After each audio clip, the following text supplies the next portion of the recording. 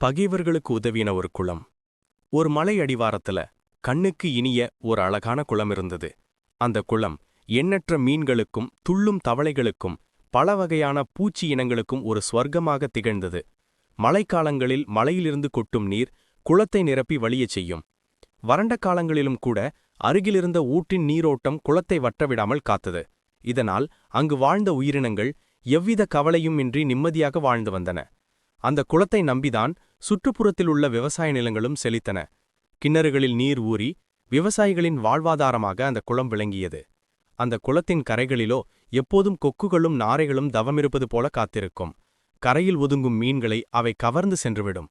அதனால்தான் எப்போதும் குளத்தை சுற்றி பறவைகள் வட்டமிட்டபடி இருக்கும். ஆனால் ஒரு நாள் இந்த குளத்தின் நிம்மதி பறிப்போக ஆரம்பித்தது. 4-5 பேர் வந்து நின்றார்கள்.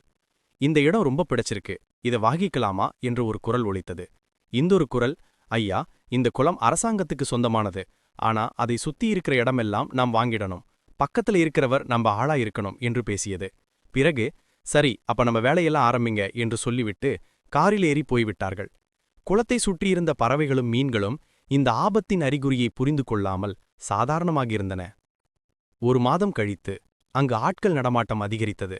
அந்த இடத்தில் ஒரு பெரிய ஓட்டல் கட்டப்படுவதாகவும் அதற்காக பக்கத்து நிலங்களை எல்லாம் வாங்கியிருப்பதாகவும் பேசிக்கொண்டார்கள்.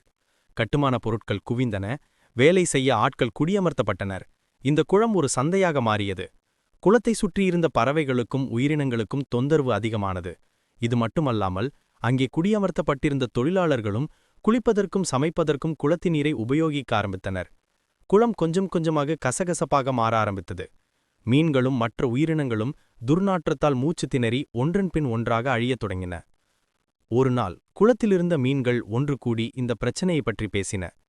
இனிமேல் இந்த குளம் நமக்கு பாதுகாப்பில்லை, அதனால நாம இங்கிருந்து கிளம்ப முயற்சிக்கணும் என்று ஒரு மீன் கவலையுடன் சொன்னது.